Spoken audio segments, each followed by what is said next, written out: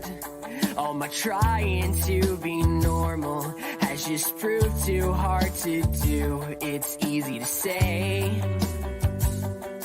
that the cross is at the front when the bookends are so violent compared to the selfless son. But I've tried to be, and I've tried to see like him.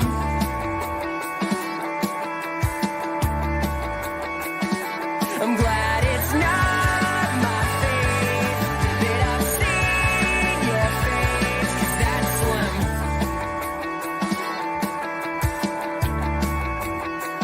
Like Eli said,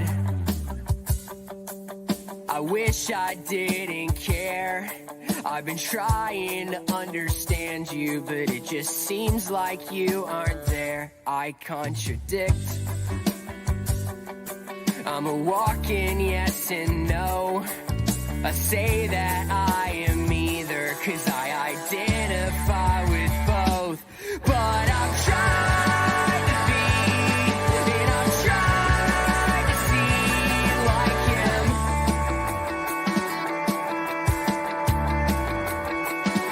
I'm glad it's not. Welcome back to Apocalypse Here podcast with part 2 of our kind of thing we started yesterday where we were going through this Christianity Today article. But so we're just going to kind of finish through with the article about universalism.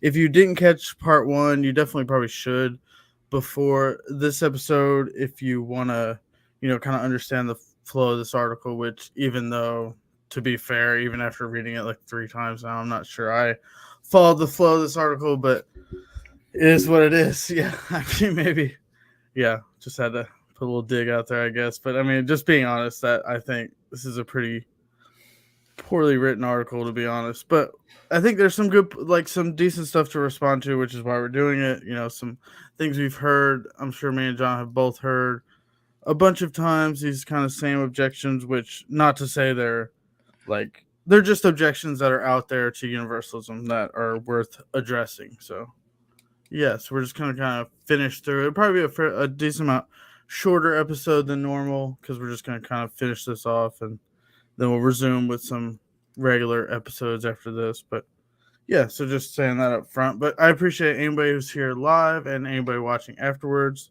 Thank you, and definitely to support us by watching, you can just like, subscribe, and leave a comment. Those 3 things definitely help. And we have the Patreon if you want to take another step, patreon.com/apocalypse here. But yeah, before we get started, I don't know if you want to say anything to kind of give a little context or anything before we kind of dive back into the article, John.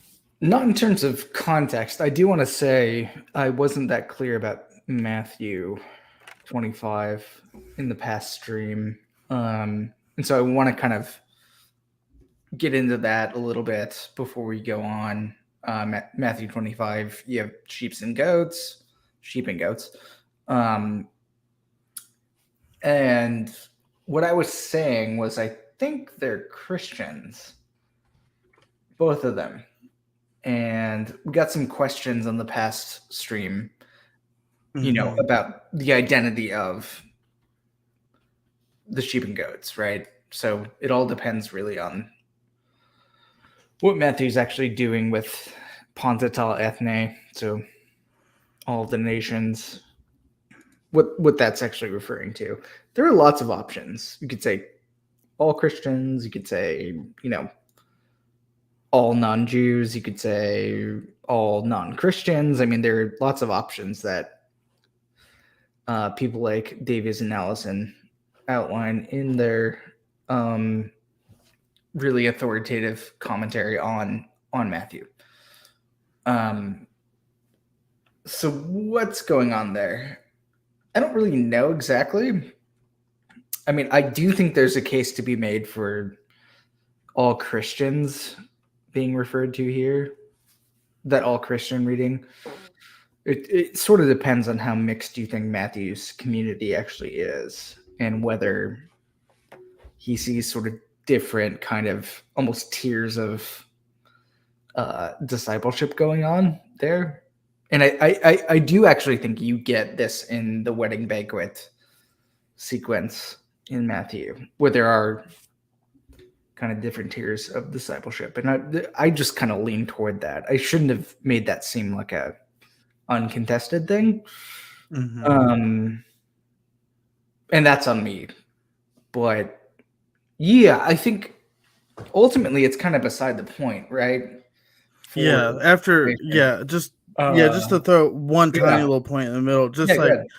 I think it may like the reason I think it kind of like you kind of portrayed it as more uncontested is because like you're about to say like in the grand scheme of things for the argument for like eternal conscious torment or whatever, like it really doesn't make like Yeah, the it doesn't matter who they are. all the points that like Yeah. all the options that are like legitimate options Yeah. all kind of make the same as far as this argument go, like as far as this topic goes. So the main position is all of humanity are involved here.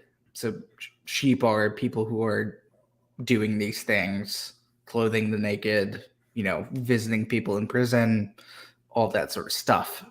And the people who are out in this text are people who are not doing that. And they said, we didn't see you there, Lord. Right? So it kind of doesn't really matter for this discussion. And I think I might have misled some people in that way. So I apologize for that, to be honest. So why doesn't it matter? Well, in Matthew, it's not really a good text to go to for eternal conscious torment from a sort of evangelical or reformed perspective here. Now, why? Well, it's because of the criteria for salvation, or not. It's based on what you do, things you do. Now, does someone like Mao really want to go there? Does he really want to say that salvation is dependent upon whether or not you do stuff? My hunch is no. And I would agree with that. But what I worry about here is if you're going to appeal to this text, you can't just abandon the criteria and take the imagery, right? These are all defined in this text. You can't just do that without warrant. Okay? So you have imagery of what normally people, interpret as eternal damnation and then eternal life. What is that based on? It's based on works, stuff you do. There's no faith here. Okay? Do you really want to go there? Okay. So if you do want to go there, then you have to abandon the criteria for being saved or not, or you have to just take the imagery and abandon the criteria. Okay? Does that make sense? So yeah, totally. Yeah, totally. Okay. And also, like, it's kind of a minor point. DBH brings this up too. In Matthew 25, it's not really clear what, like, Ionion is doing. So it usually gets translated as, like, eternal stuff. We don't really know.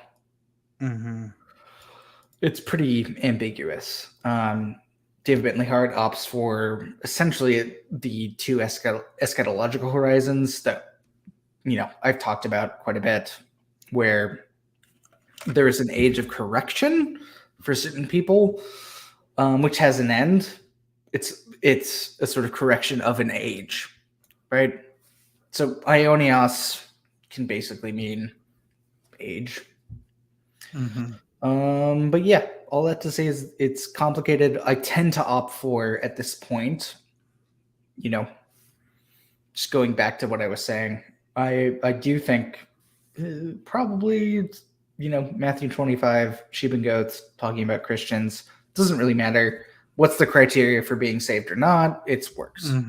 So yeah, what do you do? Yeah. Yeah, totally. So yeah, I think that addresses it really well. That just like, while I think you may have made it seem that the what the sheep and the goats is referring to maybe is a bit more complicated than like maybe we made it seem, but in the grand scheme of things, for the argument for eternal conscious torment, or versus, if you're gonna make they say this makes a case for eternal hell, Yeah, then it's not really the way that you want to yeah, go because you, like I yeah, said, you can't you're separate. opening yourself up to Yeah, more problems. you can't you can't separate the reasons why you get saved from Yeah. the imagery and the sort of judgment stuff. You can't just Hmm. do that willy-nilly, right? You have to actually make a Yeah. case for why it's not, and no one really does. They just appeal to it to say, oh, there's a separation. Okay, well, why? Yeah. Yeah. Yeah. So yeah, I think that makes a really good point. So Okay. even if Just you disagree, yeah. So basically, even if you disagree about it being about only about Christians or whatever, it really isn't important to yeah. its case. But with that said, we can kind of jump back into the article, and we'll probably.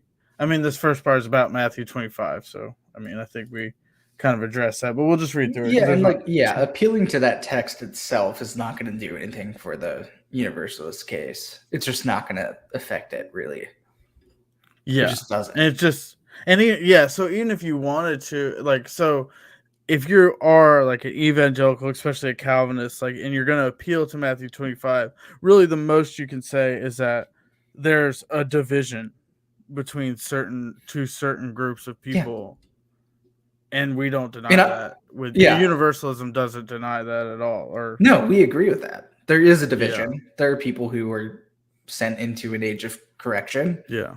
That's fine.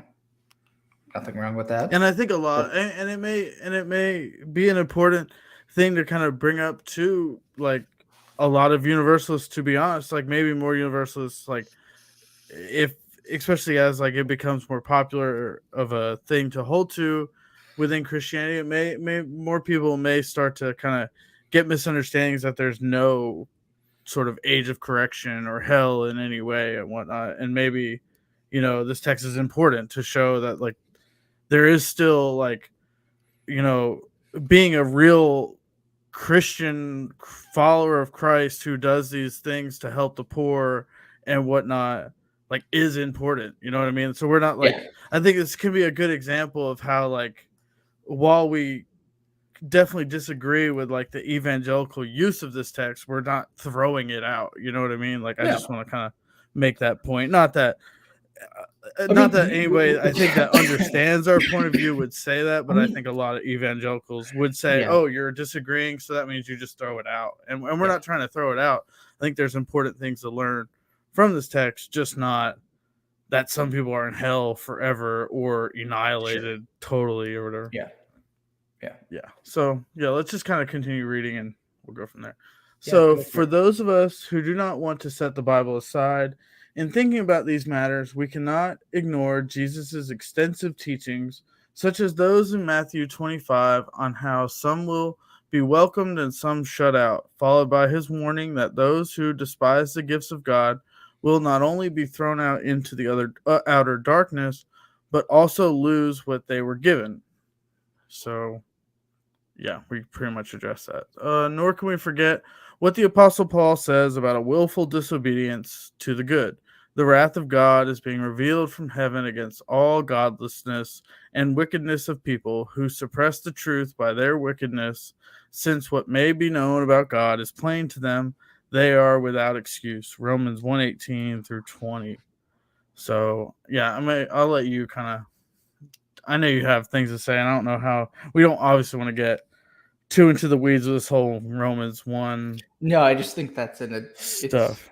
yeah, Romans 1:18 through 32, and also Romans 1:18 through 3:20 is in a different sort of register, I guess, rhetorically. Yeah. So I've talked about that way too much on this channel, but Yeah. I think what's happening here, though, with appealing to Romans 1 is Mao seems to be trading taking sin seriously in what it means to be a rational will or have a rational will for theological foundationalism. I think that's really what's going on. He's really banking on, we can just know this stuff up front, which is a weird thing for a Calvinist to do, to be honest. Yeah. But that's what he's doing. He's not taking sin and the captivity of sin seriously here. I also think he's missing Hart's point about this stuff. And this goes back to our last video too, is that all desire and what we will is directed toward the good, fundamentally. It's just that in our fallenness, we tend to substitute things in that we believe are good, we think they're good, for the good itself. Okay? So, no one goes around being like, look at all the evil stuff I'm doing. I'm doing all this evil stuff, right? And I just want to keep doing this evil shit, right? No one does that. They think they're doing something good. Yeah, and if they do, they think it's like good for them in the end. And in some sense, they have like this like messed up understanding that they are more important than everyone else. So therefore, if it's good for them, it's good. Yeah. Like it's never evil for evil's sake, unless you're completely irrational and basically insane. Yeah. So Mao is not actually getting at Hart's point here, which is that people can be mistakenly and sinfully substituting in a good for the actual good, right? That actual good being God, which really fulfills their being, okay? There's no way, there is no way with full knowledge to willingly, individually, and like discreetly choose evil. You cannot do that. And related to this, you can't just choose hell for yourself with actual knowledge of what that is and what the good is, right? That is nonsense. So that's something that I think Mao has missed here. Exactly. Yeah, and it just seems it's so crazy that he spent like all these paragraphs that we went through in the last episode laying out Hart's argument about like people's wills and choosing the good and all that, and then just basically says, oh well, this 2 verses or whatever like destroys this whole point. And obviously Dave Bentley Hart is just ignoring it, and like no, he's not, and neither are other Universalists. Yeah, it doesn't. Yeah. So we'll keep going. I have taught many courses on Plato's dialogues, and I have pointed my students to this Pauline teaching that people who deny God are without excuse. In light of it, we must reject the Byzantine insistence that it is not possible for a human being to knowingly choose that which is evil. Yeah, see, that's what we just said, and he just doesn't get the point. He just doesn't. Yeah, exactly. And I think this is like part of where I like kind of really started to get frustrated, because it's just not like Paul's teaching that people are without excuse is not like a full rejection. It's just not. It's just not. So however, the Bible does describe a non-Platonistic process of rejecting the good without what we would normally call willfulness. We can fail to follow the truth we see in what seem like minor ways, leading us to wander further from the path of wisdom. Our spiritual lives have a fundamentally directional character. Can you stop there? Yeah.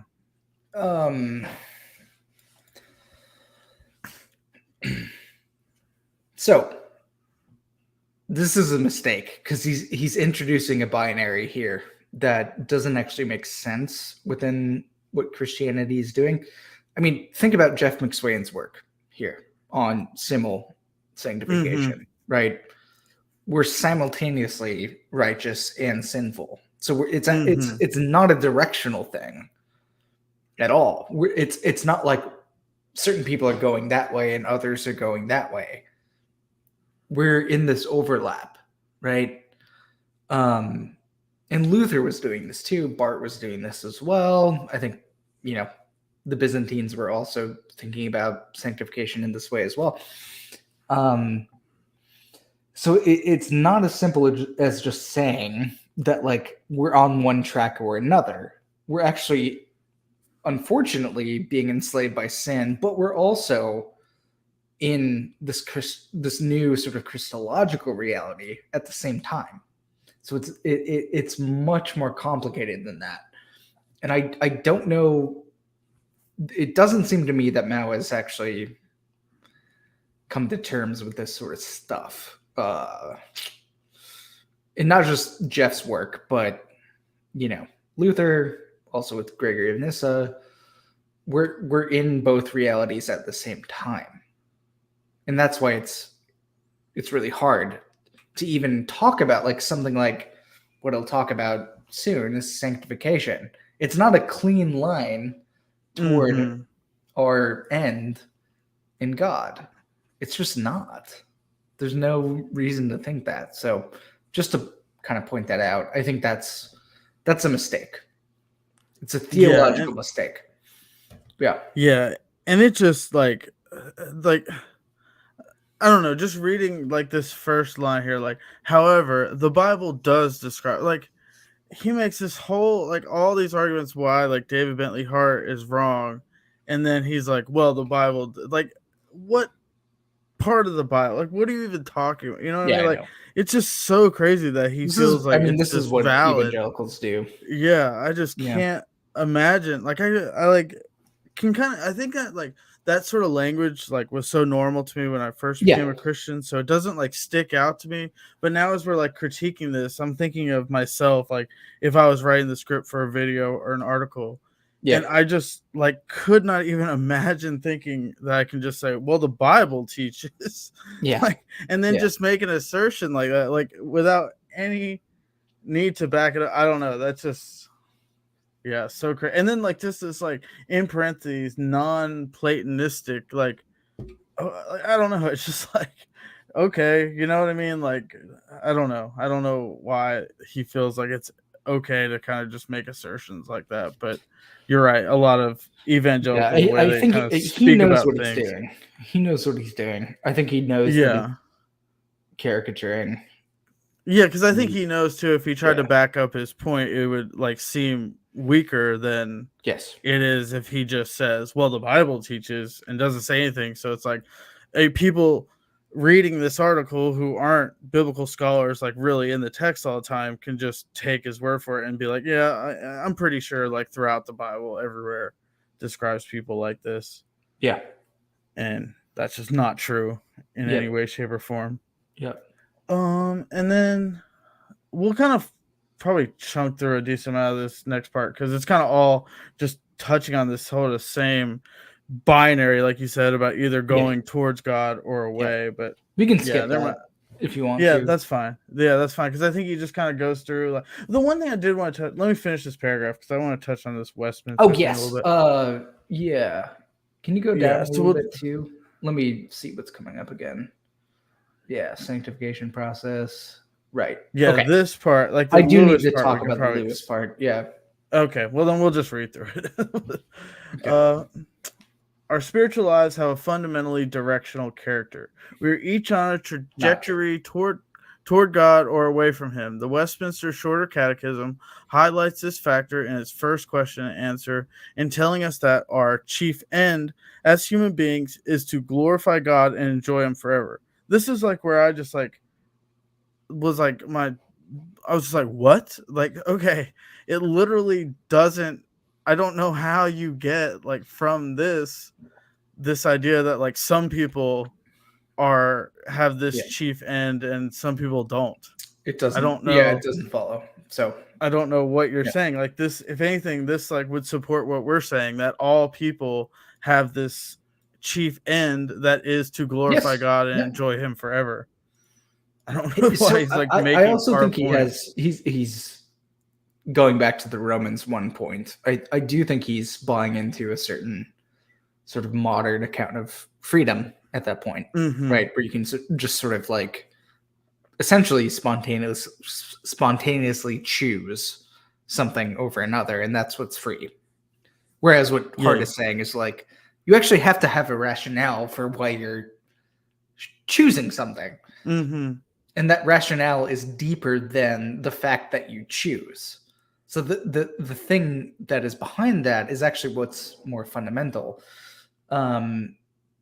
Yeah, he has great examples in his book. This is a great time to kind of endorse Hart's book. Like Mm-hmm. he really kind of takes libertarian free will to task in that in a lot of ways. So it would Yeah, take and forever to there's kind of like go mm-hmm. into how the sort of like free choice, like unhindered free choice thing is actually just incoherent at Yeah, the I end of mean, the I day. think like So. a simple example though to point this out is like, Also, this and guy's I a think Calvinist. What is he yeah, like? that What? that's for sure. I But don't but understand this. Yeah, yeah, but just to say like, I think a lot of this like, especially since I've had kids, like thinking about kids is yeah, kind of simplifies things a lot because it takes sure. away, just a lot of this baggage. And when you see a kid do something wrong, Yeah, you don't just like punch them in the face, you know what I mean? Like you try and reason with them and say, why did you do that? Why did you think that was good? Like what made you want to do that? And you try and convince them that like doing the other and show them why, like, that's how you really teach someone yeah, how to be a better person. You show them why, like, it's not good to do that thing and you should actually do this or whatever, like yeah, it's odd. No one thinks like that they just chose evil, you know what I mean? Like yeah, this kid was confused or thought this was, like thought that their happiness for like 2 seconds was more important than whatever you're trying to get them to do. You know what I mean? It's not, yep, it's very simple. I mean, no one yeah, thinks in this way that like if you look just like this is like what I've touched on time and I'll continue. It's just use your critical thinking. Look at the yeah. world I you know. see in front of you. You do not see this unhindered free choice of just people choosing evil for no reason other than it's evil. Yeah, So yeah, just kind of just look at what you see in front of you and it can help you understand. But but yeah, and especially as a Ethan, Calvinist, yeah, they you're right. suppress the truth that they know. You're right. They know. 4-year-olds are suppressing They the know. truth. Yeah, Yeah. they definitely know. Redeeming grace restores our ability to pursue that end once again. We Christians are in a process of moving towards the end for which God creates and redeems us. This reality is captured beautifully in 1 John 3:2. Now we are children of God, and what we will has not yet been made known, but we know that when Christ appears, we shall be like him, for we shall see him as he is. Yeah, I mean, I agree with this Yeah. totally. I I don't just don't. know. I don't know why that's Yeah, supporting his case, but yeah. I mean that's like exactly like I mean this whole idea of like total depravity and like that we need God's grace to like to get on this right track and actually like become like achieve the end which we were made for is I'm totally on board, and I just don't understand why God wouldn't do that for everybody. You haven't made that case at all, but okay. In classic theological terms, this is about sanctification as a process and glorification as the goal. When the Spirit plants new life in the deep places of a person's being, the person begins a process of becoming sanctified, moving towards the eschatological goal of being glorified. That end product is what we will be when Christ appears. In the present pre-glorification stage of our journeys, we live with the mystery of what we will be like when our chief end is reached. Okay. Yeah. Yeah, you can go on. Yeah, you want to read a little bit? I'm just going to take a drink. If you can see it, What's unless it's that? too small. Can you read a little bit? Oh yeah, of course. Unless it's too small. In his Weight of Glory essay, Lewis captures the mystery of hell, as the KJV puts it, quote, "It doth not yet appear what we shall be," end quote, in the Christian journey. Lewis observes that while we have little problem thinking much about our own future glory, we are in danger of reflecting too much on the future glory of others. Yeah, It would I'm be not sure. spiritually healthy, Lewis says, for us to reverse the pattern.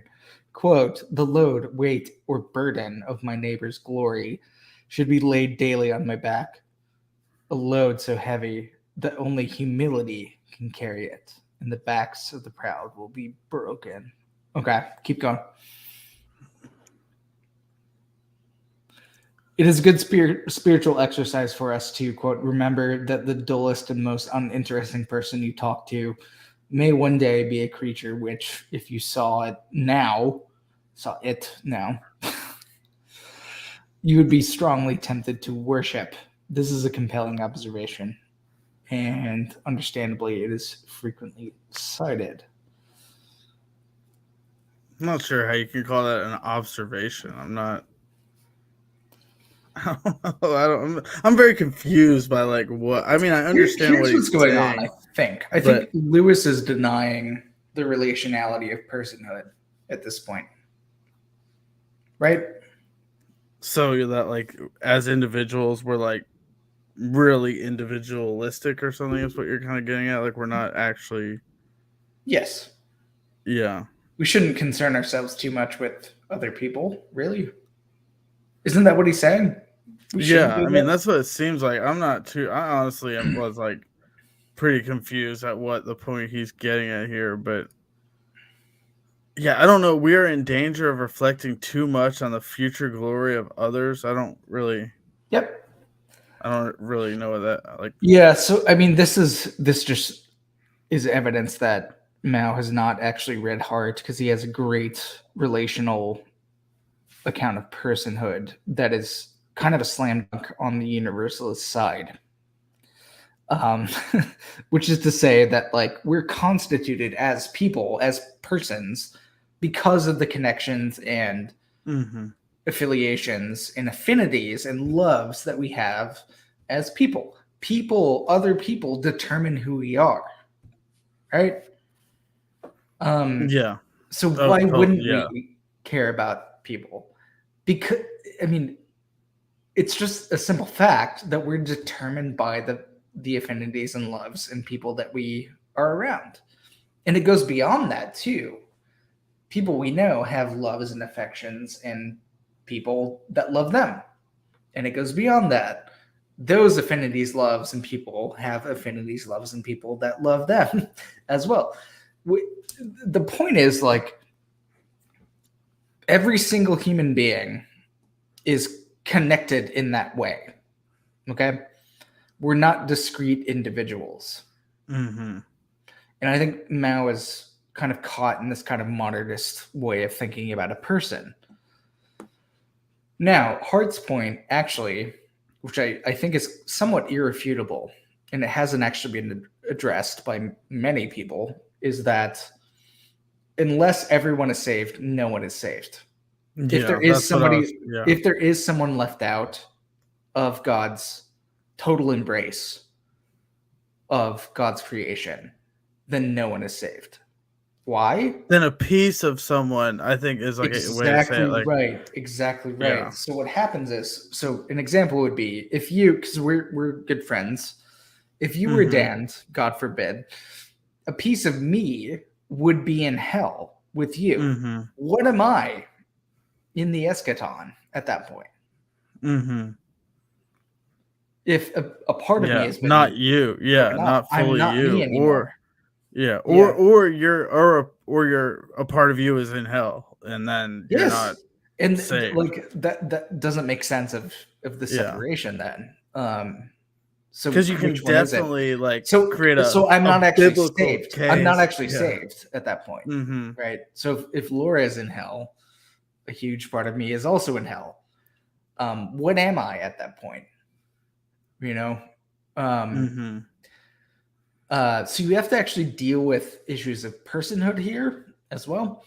And that's an important part of Hart's book that has not been discussed here at all. And it seems like because he's appealing to this sort of individualistic account that Lewis is doing, that he hasn't actually read DBH, which is what we kind of suspected from the get-go. Yeah, I mean, and to be fair, like you mentioned that, like just a few seconds ago, is that like I think this is essentially irrefutable. Like you have to deny that relationality of persons to hold to a non-universalist position, because like you said, like I can tell you this: if there is a biblical case for anything, it's that you're either saved or in hell. You know what I mean? Like, yes, there's no case to be made that you're and like honestly, in the end, a little bit of you is in hell, but most of you is in heaven or something. Right? That's insane. And honestly, like part of me is in hell, and like the like if I suddenly get brain wiped in heaven, or like the other option would be being rejoicing in the sufferings of the damned.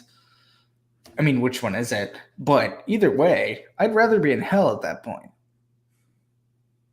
I mean, essentially, yeah, you just... And I would be. Yeah. I would be in hell. Or even if you don't even want to make it a case like that, like, because I agree with that. But then I think even a simpler way to say it is just that then the way we understand reality, people, anything in this life is pointless, because then the age to come is so radically different. Like the fact that like people you loved are suffering, like in the age to come, like that doesn't matter. Like then why are we living this way? Our loves and our attachments make us who we are. We are those loves and attachments. Yeah. And Jesus shows us that matters. Yes. Right? Yeah. Like it's pretty obvious that he cared about people. I mean, can we at least all agree with that? Yeah. You know what I mean? Like, I can't imagine any Christian would disagree that, like, did Jesus truly care about other people? Yeah. And if he did, then why in the end does like the fact that we cared about other people not matter? I don't know. Or that other people cared about us. Yeah, right? Yeah, that too. Yeah. Yeah. So we are always determined by the it's not even just people we love and people who love us. We're determined by the fact that we are human beings in connection with all other human beings. Right? Whether or not we know them, we can sympathize, empathize with all sorts of people across the globe. And they determine who we are in a certain sense, right? They do. So, I'm just totally convinced that, like, if there's someone who's left out of God's loving embrace, if there's someone who's not saved, then no one can be saved. Mm-hmm. I'm just totally convinced by that. Yeah. Because if the only other case is that then it's the case that like the only person I truly have control over is myself. So therefore, which is just like, not true even now. Yeah, which is obvious. But even if that's like what for some reason you believe, then how does that not just lead to, well, I should just sit in my room and like pray and read my Bible every day and say screw the rest of the world, because I might accidentally like become friends with an atheist and maybe they'll like lead me down the wrong path or something. You know, I like do something out of good, but if that person is evil, they might like, you know what I mean? Like it's just it's like it's really strange that like it's Jesus doesn't call people to like give people a purity test before you help them out. You know what I mean? Like it's just like help people, because like I mean even Jesus, even like in the Gospels, like what you did to the least of these you did to me. Like how does that make any sense if people are this like individualistic how does that make any sense of that at all? I don't actually. I don't think it doesn't. does in any way, shape, or form. Like, yeah, yeah. So I yeah, think I, th- it's just a I think really bad yeah, understanding of what it I means to think be a Matt was person. just buying into this sort of false individualism. To be honest, yeah. Are we right here? Trying to Let's see. understand. Did I? I'm like lost where we left off, but It is a good. Yeah, we can. yeah, it's right here. Okay, I'll read some. It Okay. is, yeah. It is a good spiritual exercise for us to remember that the dullest and most uninteresting person you talk to may. Oh, yeah, we read that part.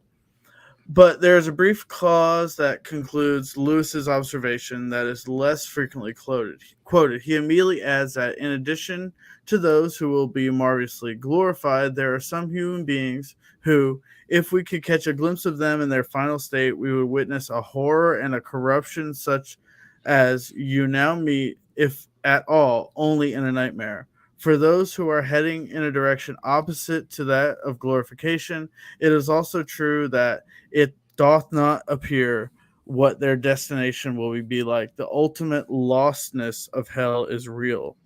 I don't understand that, but yeah. Yeah. I mean, then it seems like you should be able, and like, if I don't know, if these like final states of people are so radically opposite, and like Also, there's so he said that like previously he said he doesn't know of any sort of postmortem, like, you know, uh, repentance or faith. What is he doing here?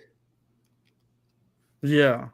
He's effectively speculating and buying into, you know, if in their final state we would witness a horror and a corruption such that such as you now meet, if at all, only in a nightmare. So he's fine with speculating about or making claims about the future for certain people, especially the damned, but he's not willing to be like, oh, there's actually a postmortem way of returning to God. Which one is it? Can you do it or not? Can we talk about the future or not? You're doing it here, so, and it's not from the Bible. No, not at all. So which one is it, dude?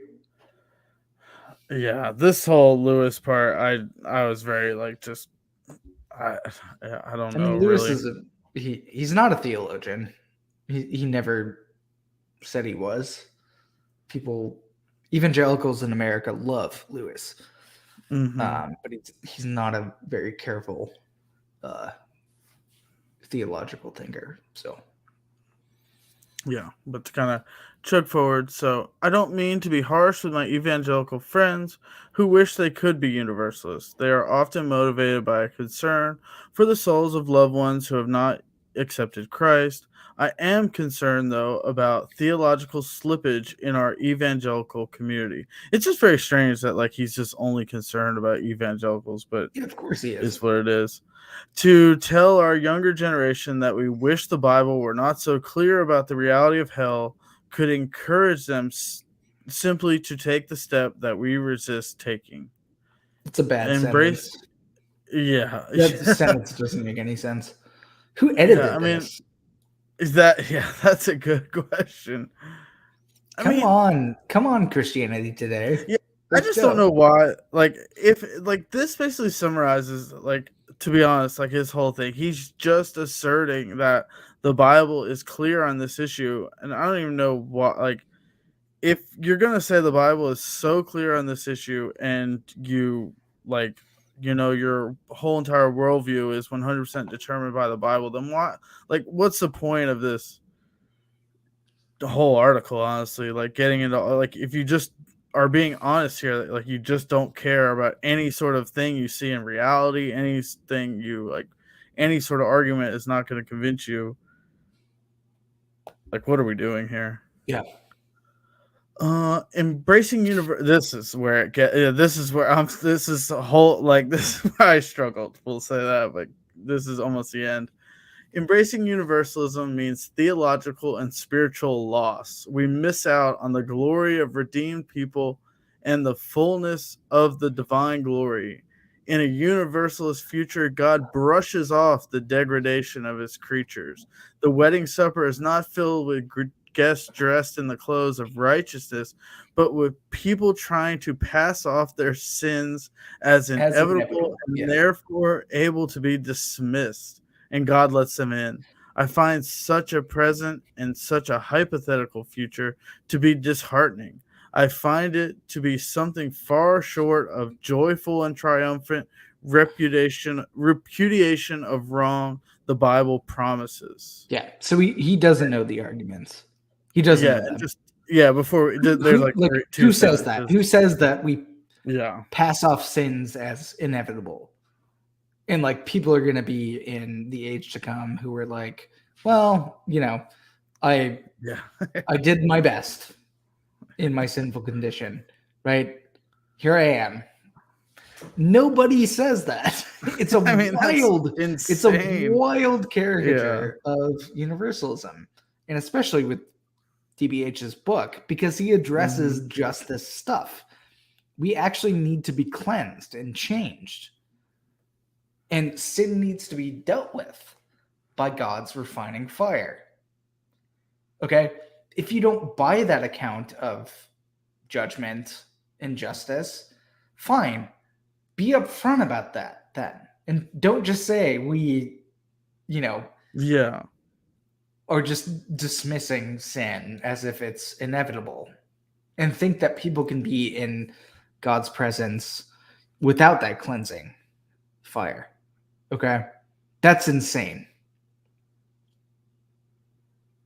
Yeah, I mean, that is just as insane as like writing an article and writing a whole article, ending it off with like an article against Calvinism and just saying, well, under Calvinism, they just assume people are robots and God just like pulls the strings any way he wants and they're just okay with that or something. You know what I mean? Like, are you serious? Like, and every single Calvinist in the world will look at that and say that is not at all what we said. You know, like. Right. And it's obvious I wouldn't do something like that because I'm not going to just completely if you're going to engage with someone's view, you have to actually engage with their view. You can't just, I don't know. Yeah. And just to like read the last couple sentences and then we can kind of give a summary or whatever. While I don't want to be a universalist, I do pray for unbelievers whom I love, even as I pray for justice for victims of oppression. And I do so in hope, as Abraham said in Genesis 18:25, will not the judge of all the earth do right? Yeah, I mean, I don't know why, like, praying for unbelievers has anything to do with being a universalist. I mean, no, I would never say like, oh, you're not a universalist, but you're praying for someone who's an unbeliever, so you're inconsistent. Like, no, I mean, it makes sense. I completely understand why, even as like you would hope that they would be saved, just like anybody, like it's just like I would in the same way. I just trust that God will do it. Yeah, it's really the only difference. Yeah. So I guess I have a few points at the end here. Number one, this article is bad. I don't think it's written in good faith, to be honest. I think it's written to caricature universalism and its arguments. Mm-hmm. And I'm just like he said to, just like Mao said to his universalist friends, I'm not trying to be too hard on you, but but there's something off about this fundamentally. Two, Mao talks an awful lot about glory and justice. Mm-hmm. When does he talk about love? Yeah. Go back through this. Yeah, and I mean, can you see where he talks about love?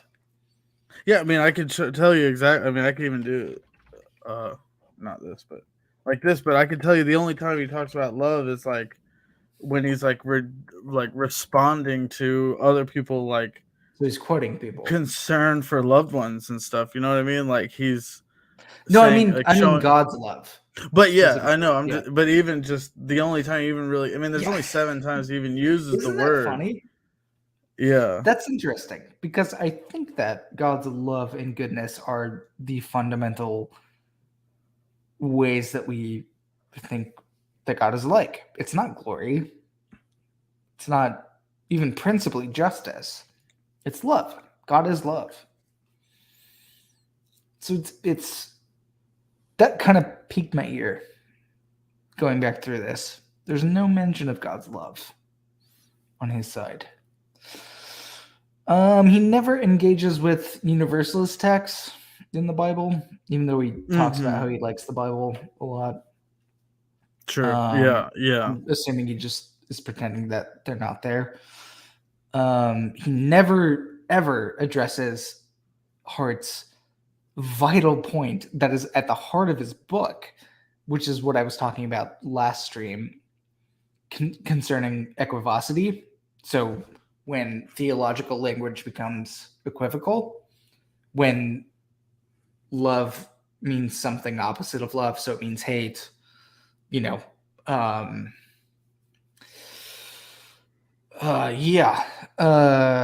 goodness means something opposite of goodness, all that sort of stuff.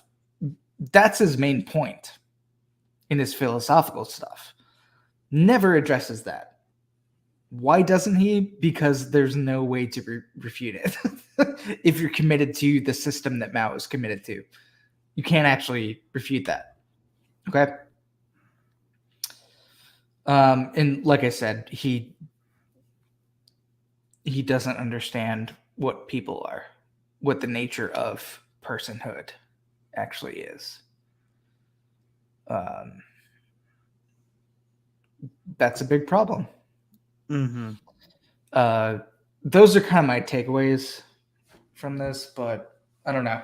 What do you think? Yeah. No, and I wanted to.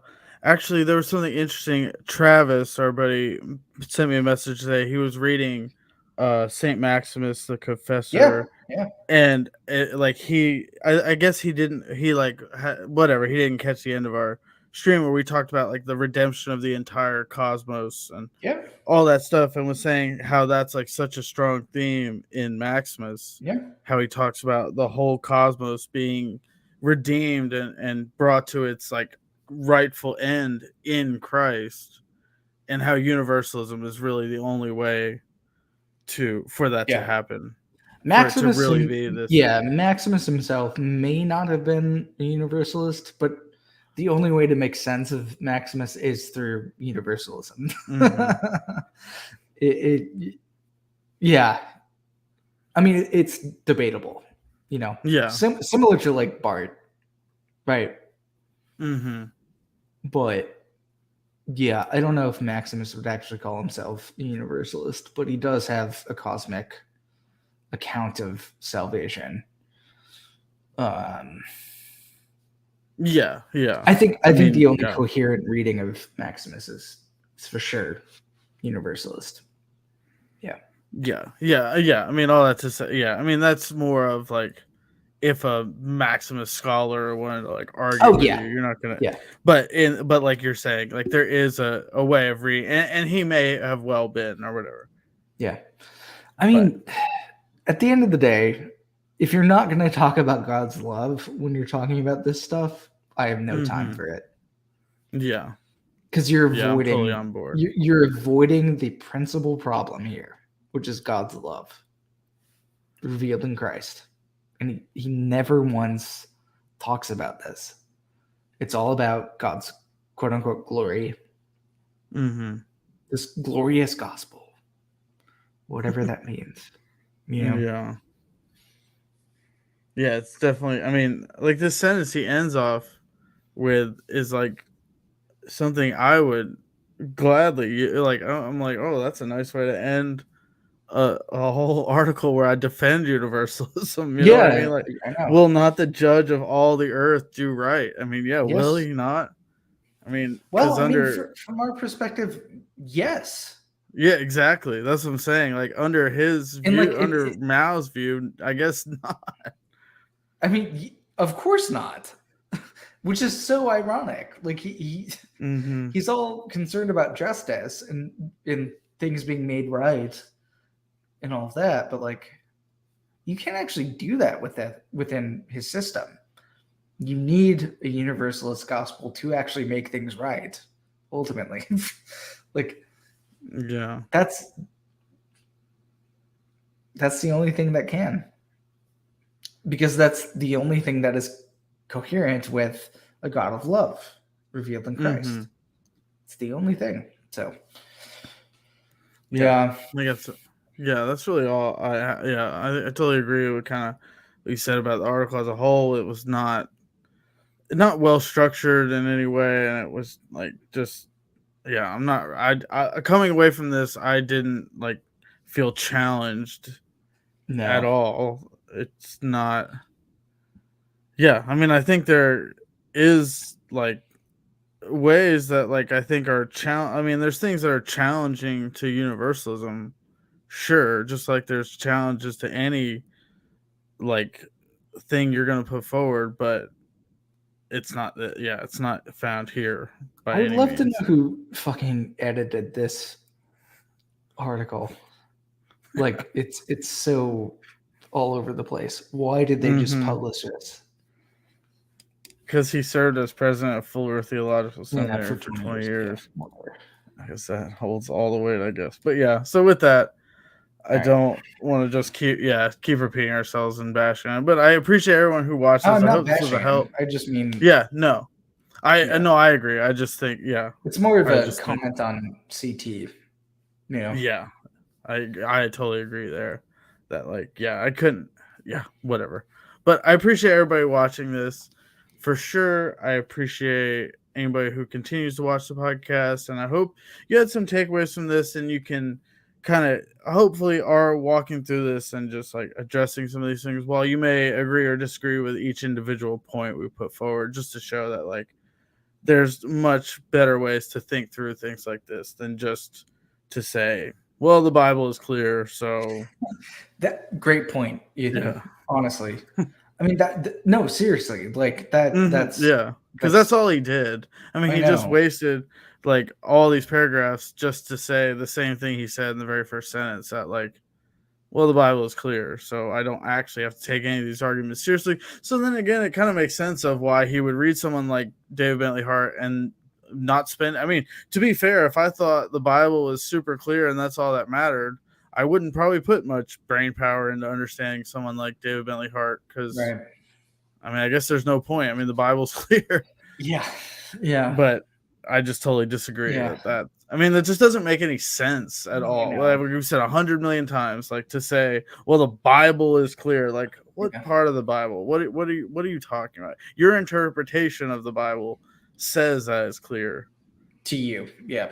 Yeah, but other people obviously disagree. But yeah, and like we said, this is going to be a shorter episode. It's like basically like within 6 minutes of like the exact same length as the last one. But we went an hour, but whatever. Yeah, it went super fast, and I feel like we got our points out. So yeah, with that, before I just keep repeating myself, this has been Apocalypse here. Christianity you can live with.